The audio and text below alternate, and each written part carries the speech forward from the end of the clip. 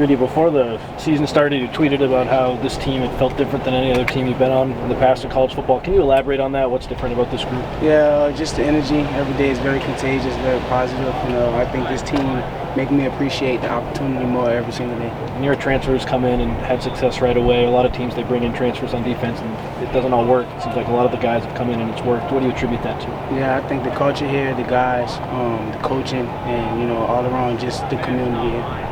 You said on, I think it was only USC, just that, for the LSU game, that was, I think, the only team one of the only schools that hadn't offered you that you wanted. How did that kind of motivate you in that game, and why did that hit as hard as it did? Yeah, it just hit it hard because, my past, being from Louisiana, things like that, so I just had the mindset of whatever team will put me in the best position to compete against them, that will be the school for me.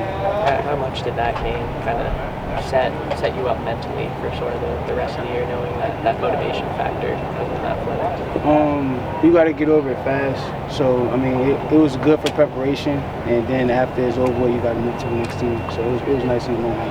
Having played a couple of games now, what stands out to you about Coach Lynn's defense and why it's so successful? I think the relationships, the communication, and just the want-to. Jamil was saying that pre-snap communication has been so key for you guys. How did you go about getting that right leading into the season? Just reps, spending time together, building trust, things like that. As a defensive back, how challenging is it to prepare for a quarterback who's thrown 7 passes in 12 career games? It's very, but beyond stats, guys just like us practice, they watch film, they prepare at a high level, so you got to respect their game as well. What have you seen from him on film? I know there isn't much of him throwing the ball, but what does he do well? What have you seen from him? I think that's the answer for Coach Riley. We saw you gain extra work before you came over here. What kind of fuels that extra effort? Yeah, just making sure I'm prepared and not being a victim of my preparation and just trying to stay in the moment. Dan talked about Kamari being in the second year and him helping with communication. What have you seen from Kamari just in terms of getting you guys on the right page and anything to that game? He's general. That's really all I would say. He did a good job. Great job. How's your preparation been like for the big house, 100,000 people?